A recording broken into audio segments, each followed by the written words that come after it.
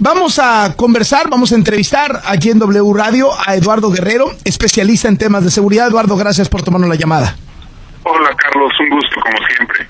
¿Qué implica esta decisión de Donald Trump de denominar como organizaciones terroristas internacionales a los cárteles mexicanos? ¿Es una buena noticia para los mexicanos? ¿Es una buena noticia para el gobierno mexicano? ¿Qué tan buena es para los cárteles? ¿Cómo sientes las cosas? ¿Cómo lo evalúas?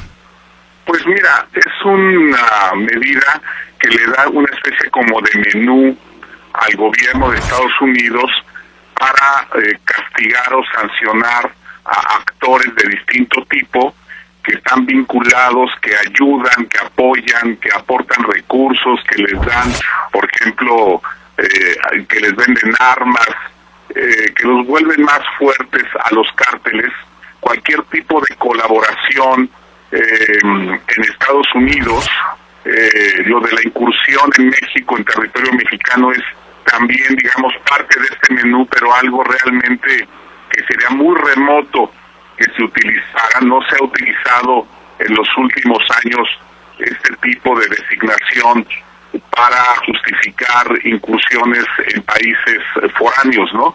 Más bien, Carlos, iría por sancionar, como te decía, instituciones financieras o a empresarios de armas y de distinto tipo que le facilitan la cosa a los cárteles mexicanos, que de alguna manera les proveen de algún servicio o producto y los vuelven más fuertes, ¿no? Les permiten operar mejor, más, digamos, violentamente en México.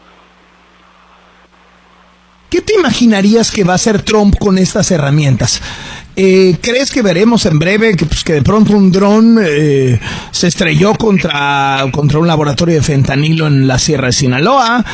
¿O que un dron le mandó un misil? ¿O qué te imaginas que vaya a hacer Trump con esto? No, yo creo que va a ser algo muy cerebral, muy calculado, y me imagino que es algo que será haciendo en una secuencia, digamos, primero preventiva, en el sentido de que sea algo gradual, no algo muy ofensivo, que vaya a generar una confrontación abierta con México, porque mira, claramente un dron como el que tú señalas, ¿no? Con algún tipo de arma, una incursión armada, pues eso de facto sería declararle la guerra a México, ¿no?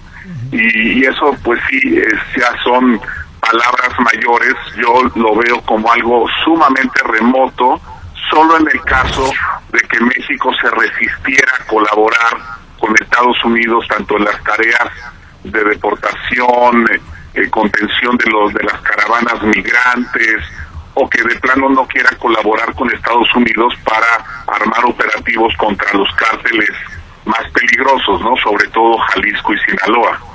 Entonces, yo creo que nos va a dar esto una buena sacudida. Sin duda está llegando, como tú dices, con todo el vigor, va a soltar varios golpes, le van a servir mucho estos golpes como justificación con su base electoral. Va a ser muy rentable políticamente para él mostrar que está cumpliendo con las promesas que hizo en la campaña.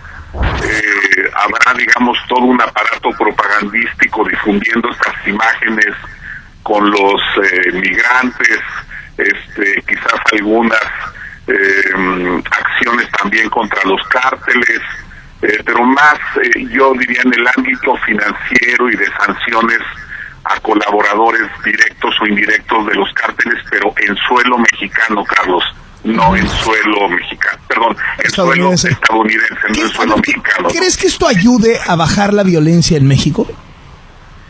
Mira, yo creo que, digamos, en alguna medida, Carlos, esto no lo buscamos.